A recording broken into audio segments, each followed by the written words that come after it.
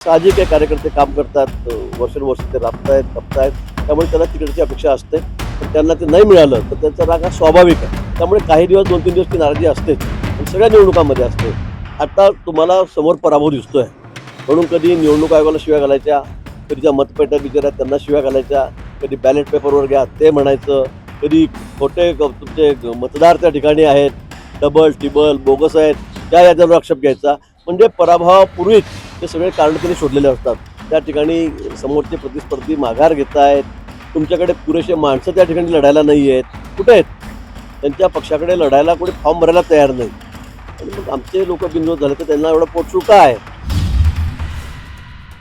काही ठिकाणी तसं थोडा म्हणजे 108-10 फॉर्म आमचे बरोबर व्यवस्थित वाटले गेले होते. पण शेवटचे 4-5 मतदारसंघ 3-4 मतदारसंघ राहिलेत तेव्हा थोडा गोंधळ झाला आणि त्यामुळे मे बी फॉर्म थोडी गडबड त्या ठिकाणी निश्चित झालेली आहे. त्यामुळे 2-4 कार्यकर्त्यांवर 3-4 कार्यकर्त्यांवर अन्याय सुद्धा त्या ठिकाणी झालेला आहे. ठरवलेले वेगळे होते, ए बी फॉर्म दुसरीकडे चालले गेले, पळापळी हे झालेलं आहे.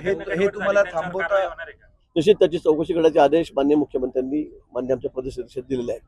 हे तुम्हाला थांबवता येऊ शकलं असतं का? कारण ज्या दिवशी स्क्रुटिनी होती त्या दिवशी हा संपूर्ण प्रकार लक्षात आलेला होता, तरी देखील हे थांबलं नाही. याचा फटका असा बसला की तुमचा जो उमेदवार होता त्याला फॉर्म मिळाला नाही. दोघांना तर पुरस्कृत म्हणून लढावं लागलेलं आहे. भाजप पुरस्कृत ही नामुष्की आली आणि एकाला तर अपक्ष म्हणून बंडखोरी करावी लागते. निश्चित अगदीच्या शेवटच्या क्षणी मी त्या ठिकाणी फॉर्म वाटताना मी त्या ठिकाणी न होतो, नाशिकमध्येच होतो, पण फॉर्म वाटायच्या ठिकाणी न होतो. कारण कार्यकर्त्याची खूप गर्दी माझ्या मागे असायची, तिकीट द्या म्हणून मी थोड्या वेगळ्या ठिकाणी थांबलेलो होतो. पण जे आमचे कार्यकर्ते आमचे पदाधिकारी अध्यक्ष फॉर्म वाटत होते त्या ठिकाणी काही लोकांनी येऊन गोंधळ घातला आणि त्यामुळे मग 5-7 फॉर्माची चुकाचूक त्या ठिकाणी झालेली आहे, हे निश्चित आहे. त्यामुळे त्यांच्यावर अन्याय झाला आहे. आपण आगामी कुंभमेळ्यासाठी खूप मोठी ताकद नाशिक महापालिका मिळवण्यासाठी लावलेली आहे. नाशिकमध्ये आगामी काळात कशा पद्धतीने प्रचाराची संपूर्ण प्लॅनिंग असणार आहे? नाही, आमचं नियोजन आहे. आमच्याकडे कार्यकर्ते खूप मोठ्या प्रमाणात या ठिकाणी आहेत. गेल्या वेळी आमचे जवळपास 67 नगरसेवक या ठिकाणी होते, 10 नवीन आमच्याकडे आले, 10-12 म्हणजे असे मिळून 80च्या वर नगरसेवक आमच्याकडे या ठिकाणी आहेत. आणि आमचे सगळे कार्यकर्ता बेस्ट पार्टी आहे. असं नाही आहे की बस निवडणुका आल्या मग याचा उधार घ्या, तिकडचा उधार घ्या, इकडून फुटून आलेला घ्या, असं नाही आहे. तर आमच्याकडे आमचेच कार्यकर्ते, असे तोलामोलाचे कार्यकर्ते या ठिकाणी आहेत, त्यांना आम्ही तिकीट दिलेलं आहे. त्यामुळे तयारी आमची 12ही महिने असते आणि म्हणून त्याच्यामुळे इतके चांगले परिणाम निकाल हे आमचे या ठिकाणी येत असतात. आज अखिल भारतीय विद्यार्थी परिषद हिरक महोत्सवी वर्ष त्याचं अधिवेशन नाशिकमध्ये आज त्याची सुरुवात झालेली आहे. खरं म्हणजे मी महाविद्यालय जीवनापासून या संघटनेशी जोडला गेलेलो होतो. यातूनच मी अनेक गोष्टी शिकलो. नेतृत्व कसं करायचं, कशा पद्धतीने लोकांशी वागावं, राहावं, सगळ्या अनेक गोष्टी आहेत ज्या मी विद्यार्थी परिषदेमध्ये शिकलो आणि त्यातूनच माझ्यामध्ये हा नेतृत्व गुण आला. आणि मग मी पहिल्यांदा 11वीला महाविद्यालयामध्ये त्या संघटनेकडून उभा राहिलो, नंतर 12वीला उभा राहिलो, नंतर 5ही वर्ष मी माझ्या महाविद्यालयामध्ये त्या संघटनेच्या माध्यमातून नेतृत्व केलं. आणि महाविद्यालयातून बाहेर पडल्याबरोबर पुन्हा राजकारणामध्ये आलो, युवा मोर्चाला, BJPला आलो, नंतर मग गावाचा सरपंच झालो लगेच ग्रॅज्युएट झाल्यावर. नंतर मी आमदार झालो आणि 7 वेळा मी आमदार झालो. आणि म्हणून विद्यार्थी परिषद माझं अतिशय जवळचं आणि घट्ट नातं आहे. बरेच चौकशीचे आदेश दिलेले आहेत माननीय मुख्यमंत्री महोदय, माननीय आमच्या प्रदेशाध्यक्षांनी. चौकशी झाल्यावरच हे सगळं समोर येईल. याच्यामध्ये 2 दावे असे केले जातात. बडगुजर म्हणतायत की मुख्यमंत्र्यांशी माझं बोलणं झालं, त्यांनी प्रभाग क्रमांक 25 मधून मला माघार घ्यायला सांगितली. मुकेश सहाणेचं म्हणणं असं आहे की आपण नाशिकमध्ये 3 दिवसांपासून तळ ठोकून आहात, नाराजी दूर होतीये का? काय वातावरण बदललेलं दिसेल येणाऱ्या दिवसात? आपण प्रत्येक निवडणुकीत बघा, मग तुम्ही आमदारकीला बघा का खासदारकीला बघा, शेवटी मग नगरपालिका, महापालिका, जिल्हा परिषद मागणारे भरपूर येतात. आमच्याकडे तर एवढी संख्या कधी नव्हती पूर्वी, तेवढी संख्या आज तिकीट मागणाऱ्याच्या उमेदवाराच्या ठिकाणी आहे. त्यामुळे तिकीट एकालाच मिळतं. तर आमच्याकडे फार्मच जवळपास 1200-1400 भरले गेलेत आणि जागा 122 आहेत. त्यामुळे साहजिक आहे, कार्यकर्ते काम करतात, वर्षानुवर्ष ते राबतायत खपतायत, त्यामुळे त्यांना तिकीटची अपेक्षा असते. पण त्यांना ते नाही मिळालं तर त्यांचा राग हा स्वाभाविक आहे. स्वाभाविक आहे, त्यांना वाईट वाटणं, त्यांना राग येणं हे स्वाभाविक आहे. पण त्यातून काही हातापावी व्हावी किंवा कुठला शिवीगाळ व्हावी हे काही अजिबात अपेक्षित नाही आहे.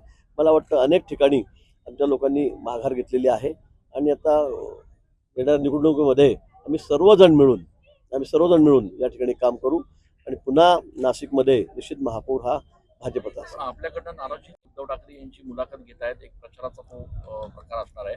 त्या मुलाखतीकडे आपण कसं बघताय याच्या आधी पण ते लोक हसतायत त्याच्या मुलाखतीकडे बघून. पण ते इथं असं झालं की म्हणजे मला कळतच नाही. तुम्ही दुसऱ्या पत्रकारांना बोलवा ना, एवढे मोठे पत्रकार आहेत. आता संजय राऊत उद्धव ठाकरेंची मुलाखत घेत आहेत, तर त्याला काय म्हणावं? त्यांचेच प्रश्न त्याचेच उत्तरं आधी बसून तयार करतात. मी हे विचार तू ते सांग, मी ते सांगेल तू हे विचार. मला यापेक्षा हास्यास्पद पत्रकार परिषद दुसरी असू शकत नाही.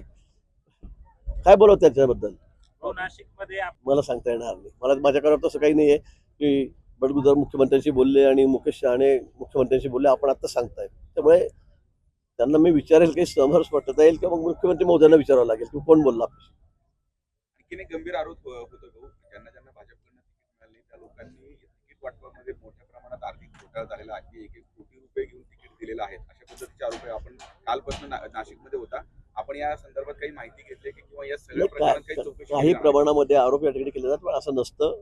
प्रत्येक वेळी हे आरोप होत असतात. मागच्या वेळी आपल्याला आठवत असेल, मागच्या वेळी सुद्धा कार्यालयासमोर उभं राहून आता मी नाव सांगणार नाही, पण तरी सुद्धा हेच आरोप केले होते की ते पैसे देऊन तिकीट दिले जातात. पण असं कुठेही नसतं. असं इथे तर नाशिकमध्ये अजिबात कुठे नाही आहे. पण आता नाराज झालेले उमेदवार असतात, लोक असतात, ते बोलत असतात. तर त्यांना तिकीट मिळालं म्हणून मग ते आरोप काय करतात, पैसे देऊन तिकीट दिलं गेलं. मला वाटतं पण हे आरोप सगळे निराधार आहेत. बरोबर आपण प्रश्न विचारला की यांची नाराजी दूर करणं हे महत्त्वाचं आहे. आणि मला माहिती आहे की गेल्या अनेक वर्षापासूनचे ते आमचे कार्यकर्ते आहेत, एका विचाराने प्रेरित झालेले कार्यकर्ते आहेत. त्यामुळे काही दिवस 2-3 दिवस ती नाराजी असतेच आणि सगळ्या निवडणुकांमध्ये असते.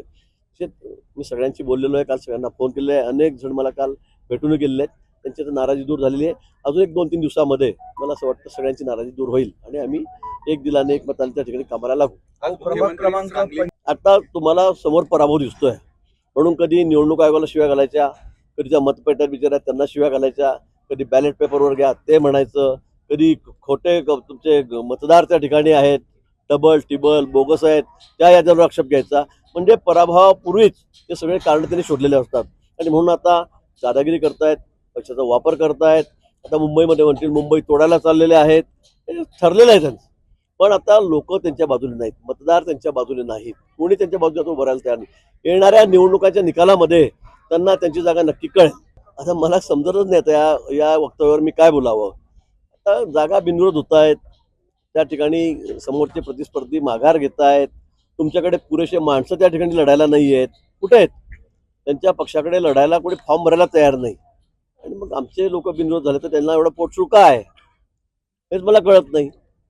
म्हणजे तुम्ही सुरुवातीच्या काळामध्ये तुमचे बिनविरोध झाले तर तुम्ही फटाके फोडायचे आणि आता आमच्याकडे बिनविरोध होत आहे तर तुम्हाला इतकं वाईट वाटायचं कारण काय?